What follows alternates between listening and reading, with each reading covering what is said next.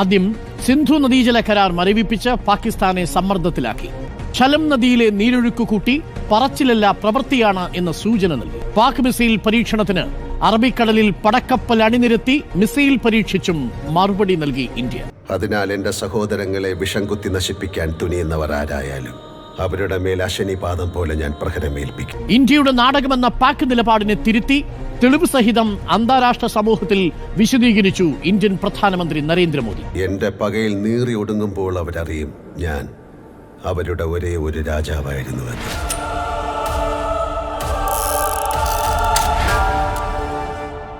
ഒരേ ഒരു രാജാവ്.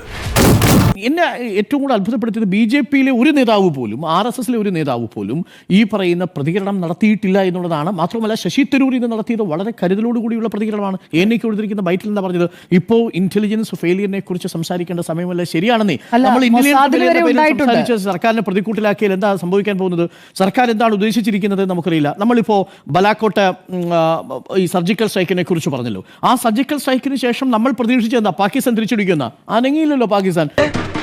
അതെ, ഞാൻ വേണ്ട എന്ന് പറഞ്ഞത് അവനെ തല്ലണ്ടെന്നല്ല, അവന്റെ കയ്യിൽ നിന്ന് തല്ല് കൊള്ളണ്ടെന്നാ പറഞ്ഞത്. നമ്മുടെ രാജ്യത്ത് പാകിസ്ഥാൻ ഇതേപോലെ ഒരു സർജിക്കൽ സ്ട്രൈക്ക് നടത്തിപ്പോയി കഴിഞ്ഞാൽ എന്തായിരിക്കും അവസ്ഥ? നമ്മൾ ഇന്ത്യ പ്രതികരിക്കില്ല, അനങ്ങാൻ കഴിയില്ല പാകിസ്ഥാനെ സംബന്ധിച്ച്. ഇപ്പൊ നോക്കൂ, അറബിക്കടലിൽ നമ്മൾ മിസൈൽ ടെസ്റ്റ് ചെയ്യാൻ തീരുമാനിച്ചു. INS വിക്രാന്തും INS സൂറത്തും ഫ്ലീറ്റ് ഇറക്കി കഴിഞ്ഞിരിക്കുന്നു. പാകിസ്ഥാനെ സംബന്ധിച്ച് ആകെയുള്ള 8 സബ്മറൈനിൽ 2 സബ്മറൈനേ ഉള്ളൂ, 6 എണ്ണം വർക്ക്ഷോപ്പിൽ കയറ്റിയിട്ടിരിക്കുക. അവിടെയുള്ള പല വാർഫെയർ മെഷീൻസും വർക്ക് ചെയ്യുന്ന പോലും ഇല്ല. അത് മാത്രമല്ല, ഈ അവിടുത്തെ ഈ നേവി ചീഫ് പോയിട്ട് ഈ അസീം മുനീറിനോട് പറഞ്ഞു, നിങ്ങൾ ഏത് സമയത്താണ് ഇതൊക്കെ ഈ ഇന്റർനാഷണൽ ഏജൻസീസ് റിപ്പോർട്ട് ചെയ്യുന്നതാണ്, നമുക്കൊരു ഡയറക്റ്റ് ഇൻഫർമേഷൻ ഒന്നുമില്ല. കൃത്യമായിട്ട് അയാൾ പോയി പറഞ്ഞിരിക്കുന്നത്, നിങ്ങൾ ഏത് സമയം ചൂസ് ചെയ്തിരിക്കുന്നത്, എന്റെ കയ്യിൽ ഇവരുമായിട്ട് സ്ട്രൈക്ക് ചെയ്യാനായിട്ട് വേണ്ടുള്ള സബ്മറൈൻസ് ഇല്ല. ആ സബ്മറൈൻസ് ഇല്ലാത്ത സമയത്താണ് നിങ്ങൾ ഇങ്ങനെ ഒരു കാര്യം ചെയ്തിരിക്കുന്നത്. 8 സബ്മറൈനിൽ 6 എണ്ണം ഈ പറയുന്ന പണിശാലയിൽ കയറ്റിയിട്ടിരിക്കുക പണിയെടുക്കാൻ വേണ്ടിയിട്ട്. ഇതുവരെ അവിടെ സാമ്പത്തിക ഞെരുക്കം കാരണം എടുക്കാൻ പറ്റിയിട്ടില്ല. എങ്ങനെ അറ്റാക്ക് ചെയ്യും എന്ന് പിള്ള സാർ പറഞ്ഞില്ല. നമ്മുടെ മുമ്പിൽ ചരിത്ര പുസ്തകങ്ങളുണ്ടല്ലോ, ഗറില്ല വാർഫെയർ, ഒളിയുദ്ധം. അതിനൊക്കെ ആയുധം എവിടെ? വല്ലഭന് പുല്ലുമായുധം. പ്രകോപനപരമായ പ്രസ്താവനകളാണ് എല്ലാ ദിവസവും പാകിസ്ഥാന്റെ രാഷ്ട്രീയ നേതൃത്വത്തിൽ നിന്ന് ഔദ്യോഗികമായും അനൌദ്യോഗികമായും വന്നുകൊണ്ടിരിക്കുന്നത്. ഈ സമയത്ത് ഇന്ത്യ കാണിച്ചൊരു മര്യാദ നമ്മൾ ശ്രദ്ധിക്കേണ്ടത്. ഒറ്റയാൾ മാത്രമാണ് ഈ സമയത്ത് സംസാരിച്ചത്, അത് ഇന്ത്യയുടെ പ്രധാനമന്ത്രിയാണ്. ഇന്ത്യയുടെ പ്രധാനമന്ത്രി നരേന്ദ്രമോദി, അതും 3 പാരഗ്രാഫ്, അത് ഇംഗ്ലീഷിലാണ് സംസാരിച്ചത്. 3 പാരഗ്രാഫ് ബീഹാറിൽ സംസാരിക്കുമ്പോൾ ഇംഗ്ലീഷ് തെരഞ്ഞെടുത്തുകൊണ്ട് പ്രധാനമന്ത്രി സംസാരിക്കേണ്ട കാര്യം എന്താ? അദ്ദേഹം അഭിസംബോധന ചെയ്തത് അന്താരാഷ്ട്ര സമൂഹത്തെയാണ്. അന്താരാഷ്ട്ര സമൂഹത്തോട് അദ്ദേഹത്തിന് ചില കാര്യങ്ങൾ പറയാൻ ബാധ്യതപ്പെട്ട ആളല്ലേ ഇന്ത്യയുടെ പ്രധാനമന്ത്രി. ഇത്തരത്തിലുള്ള ടെററിസ്റ്റ് അറ്റാക്ക് ഉണ്ടായാൽ കീപ്പിംഗ് ദി മം എന്ന് നമ്മൾ അറിയത്തില്ല, നിശബ്ദമായിരിക്കാൻ കഴിയുന്ന ഒരാളല്ല ഇന്ത്യയുടെ പ്രധാനമന്ത്രി എന്ന് പറയുന്നത്. അദ്ദേഹം എന്താ പറഞ്ഞത്? അദ്ദേഹം പാകിസ്ഥാനെതിരായിട്ടൊരു വാക്ക് പറഞ്ഞിട്ടുണ്ടോ? നരേന്ദ്രമോദി വാക്ക് പാകിസ്ഥാൻ ഉച്ചരിച്ചിട്ടേ ഇല്ല ആ പ്രസംഗത്തിൽ. അദ്ദേഹം പറഞ്ഞിരിക്കുന്നത് തീവ്രവാദി അറ്റാക്ക് ഉണ്ടായിരിക്കുന്നു, ഒരു ടെററിസ്റ്റിനെയും വെറുതെ വിടില്ല എന്നാണ് പറഞ്ഞിട്ടുള്ളത്. ഭീകരവാദികളെ വെറുതെ വിടില്ല എന്ന് മാത്രമല്ല, ഭീകരവാദികളുടെ ബാക്കേഴ്സിനെയും വെറുതെ വിടില്ല. ഇന്ന് മൻ കി ബാത്തും അങ്ങനെ തന്നെയാണല്ലോ. വളരെ കൃത്യമായ വേർഡഡ് ആയിട്ടുള്ള ഒരു സ്റ്റേറ്റ്മെന്റ് തന്നെയാണ് പ്രധാനമന്ത്രി നടത്തിയിരിക്കുന്നത്. ആരെയും പ്രകോപിപ്പിക്കുന്ന ഒന്നും തന്നെ നരേന്ദ്രമോദി പറഞ്ഞിട്ടില്ല. കൃത്യമായി കാര്യം പറഞ്ഞിരിക്കുന്നു. ആ കാര്യം പറഞ്ഞിരിക്കുമ്പോൾ പോലും പാകിസ്ഥാനെതിരായിട്ട് സംസാരിക്കുന്നില്ല. ഇപ്പം ഞാനൊരു കാര്യം പറയട്ടെ, 2009 വേൾഡ് ട്രേഡ് സെൻറ്റർ ആക്രമണം ഉണ്ടായല്ലോ. 2009 വേൾഡ് ട്രേഡ് സെൻറ്ററിൻ്റെ ആക്രമണത്തിന് ശേഷം ഒസാമ ബിൻ ലാഡനെ അമേരിക്ക കൊന്നില്ലേ? എവിടെ വെച്ചാൽ കൊന്നത്?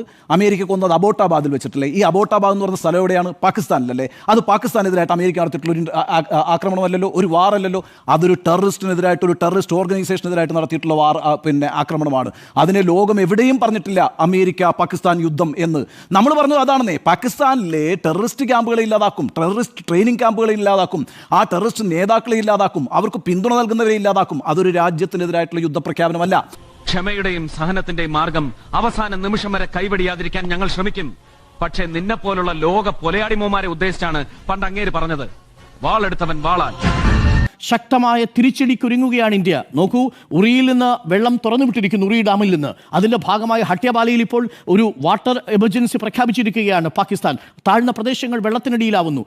തീർച്ചയായിട്ടും സിന്ധു നദീജല കരാർ പ്രകാരം വളരെ പെട്ടെന്നൊരു ഇമ്പാക്ട് ഉണ്ടാവില്ലായിരിക്കാം, കാരണം വലിയ ഡാമുകൾ കൺസ്ട്രക്ട് ചെയ്യാൻ സമയമെടുക്കും. പക്ഷേ അപ്രതീക്ഷിതമായി വെള്ളം തുറന്നുവിടാൻ പറ്റും. അപ്രതീക്ഷിതമായി വെള്ളം ഇപ്പൊ കരാർ റദ്ദാക്കിയതോടുകൂടി അന്തർദേശീയ സമൂഹത്തിന് മുന്നിലോ പാകിസ്ഥാനിലോ നമുക്ക് മുന്നറിയിപ്പ് കൊടുക്കാൻ പറ്റില്ല.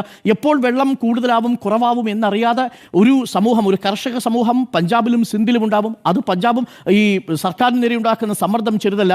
ഞാൻ മനസ്സിലാക്കുന്നത് ഇന്ത്യ ഈ സൈക്കോളജിക്കൽ വാർഫെയറിൽ വിജയിച്ചു കഴിഞ്ഞിരിക്കുന്നു എന്നുള്ളതാണ്. കുറെ കൂടെ നെഞ്ചുറപ്പുള്ള ആരെയെങ്കിലും കിട്ടുമെങ്കിൽ വിളിച്ചു കൂടെ നിർത്ത്. ജഗന്നാഥന് നേർക്ക് നേരെ നിന്ന് തല്ലുന്ന ആണുങ്ങളോടാ ഇഷ്ടം. ഇനി അടുത്തതായി വരാൻ പോകുന്നത് എന്താ? ഒരു സമ്പൂർണ്ണ ട്രേഡ് സാങ്ഷനാണ് വരാൻ പോകുന്നത്. അതിന്റെ ഭാഗമായി അട്ടാരി വാഗ ബോർഡർ 2019 അടച്ചതിന് ശേഷം കണക്ക് കൂട്ടി നോക്കിയ $3886 കോടി നഷ്ടപ്പെട്ടിരിക്കുന്നത് പാകിസ്ഥാനെ സംബന്ധിച്ചിടത്തോളം. ഇത് ചെറുതല്ലാത്ത കണക്കാണ്. ഇന്ത്യയും പാകിസ്ഥാനും തമ്മിൽ അതിൽ 60% രാസ ജൈവ വസ്തുക്കളുണ്ട്, ഫാർമസ്യൂട്ടിക്കൽ ഡ്രഗ്സ് ഉണ്ട്.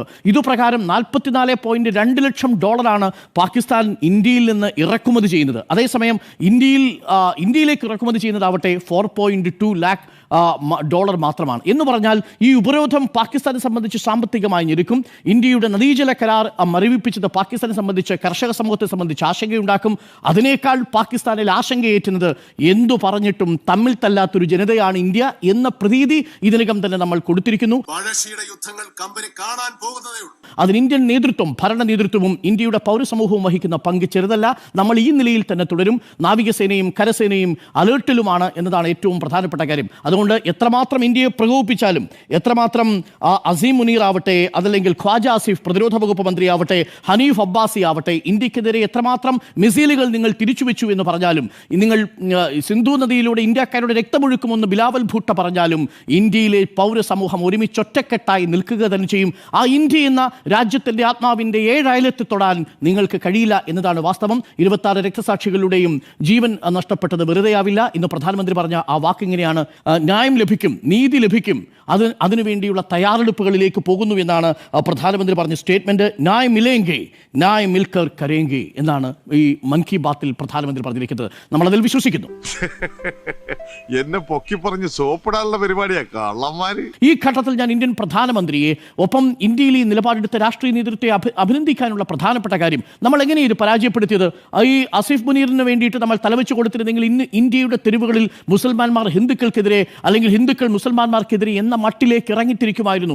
ഒരിടത്തും ഒരു വാക്ക് പോലും ആരും മിണ്ടിയിട്ടില്ല എന്നത് പ്രത്യേകം ശ്രദ്ധിക്കണം. നേരത്തെ പറഞ്ഞ ബീഹാറിൽ നടത്തിയ പ്രസംഗത്തിൽ പ്രധാനമന്ത്രി കലിമ എന്ന വാക്ക് ഉപയോഗിച്ചിട്ടില്ല, മുസൽമാൻ എന്ന വാക്ക് ഉപയോഗിച്ചിട്ടില്ല. വേണമെങ്കിൽ പ്രധാനമന്ത്രിക്ക് വിശദീകരിക്കാമായിരുന്നു അവരെങ്ങനെയാണ് തീവ്രവാദികൾ വന്ന് നമ്മളുടെ ഹിന്ദു സഹോദരങ്ങളെ കൊലപ്പെടുത്തിയത് എന്ന വാക്ക് പ്രധാനമന്ത്രി ഉപയോഗിച്ചിട്ടില്ല. പ്രധാനമന്ത്രി ഇവിടെ ഹിന്ദു എന്ന വാക്ക് ഉപയോഗിച്ചിട്ടില്ല, മുസൽമാൻ എന്ന വാക്ക് ഉപയോഗിച്ചിട്ടില്ല, കലിമ എന്ന വാക്ക് ഉപയോഗിച്ചിട്ടില്ല. വളരെ മിതമായ ഭാഷയിൽ അന്തർദേശീയ സമൂഹത്തോടാണ് ഇത് ഇന്ത്യയുടെ ആത്മാവിന് നേരെയുള്ള ആക്രമണം എന്ന മട്ടിലാണ് പ്രധാനമന്ത്രി അത് പറഞ്ഞത്.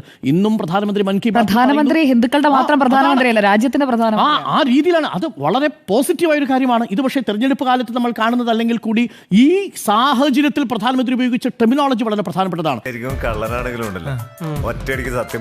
RSSന്റെ ഹെഡ്ക്വാർട്ടറിൽ നിന്നെത്തിയ പോസിറ്റീവായ ഒരു സ്റ്റേറ്റ്മെന്റ് എന്താ? RSS ഏതെങ്കിലും തരത്തിൽ അതിനെ വർഗീയമായി ഉപയോഗിക്കാൻ തീരുമാനിച്ചിട്ടില്ല. ദത്താത്രേയ ഹോസബളയുടെ സ്റ്റേറ്റ്മെന്റ് വന്നു: ടൂറിസ്റ്റുകൾക്ക് നേരെയുള്ള ആക്രമണമാണ് ഉണ്ടായിരിക്കുന്നത്, ഇവിടെ ഹിന്ദുക്കൾക്ക് നേരെ നിറയൊഴിക്കുകയില്ല. നോക്കൂ, ഈ കരുതിക്കൂട്ടിയുള്ള, കരുതലോടുകൂടിയുള്ള, സംയമനത്തോടു കൂടിയുള്ള ഇന്ത്യൻ സ്റ്റേറ്റിന്റെ പ്രതികരണം പാകിസ്ഥാനെ ആശങ്കപ്പെടുത്തുകയാണ്, അസീം മുനീറിനെ ആശങ്കപ്പെടുത്തുകയാണ്. അതിന്റെ കാരണം എന്താ? ഇന്ത്യൻ നേതൃത്വം ഒരു സിവിക് റെസ്പോൺസിബിൾ ഗവൺമെന്റ് ആണ്. പാകിസ്ഥാനിൽ ഇല്ലാത്തതും ഉത്തരവാദിത്വം ഇല്ലാത്തൊരു സർക്കാരാണ്. നമുക്കുള്ളതാവട്ടെ ഉത്തരവാദിത്വമുള്ള സർക്കാർ. അതുകൊണ്ട് ഒരൊറ്റയാൾ മാത്രമേ സംസാരിച്ചിട്ടുള്ളൂ, അതോ പ്രധാനമന്ത്രി മാത്രമാണ്? 100% ഞാൻ യോജിക്കുന്നു. പ്രധാനമന്ത്രി 16 രാജ്യങ്ങളിലെ നേതാക്കന്മാരോട് ഫോൺ വിളിച്ച് കാര്യങ്ങൾ തെളിവ് സഹിതം വിശദീകരിക്കുന്നു. അവിടെ ഒരു ആഭ്യന്തര സംഘർഷത്തിന്റെ മുതലെടുപ്പ് നടത്താൻ ഇന്ത്യയിൽ ആരും ശ്രമിക്കുന്നില്ല എന്നുള്ളതാണ് അതിലേറ്റവും പ്രധാനപ്പെട്ട പോസിറ്റീവായിട്ടുള്ള റെസ്പോൺസ്. മറ്റൊന്ന്, നമ്മൾ പാകിസ്ഥാനെ പരാജയപ്പെടുത്തുന്നത് Indian പൗരസമൂഹത്തിന്റെ കരുത്താണ്. I prefer to die rather than pointing the gun towards those 13 souls. Now you decide and give the order, sir.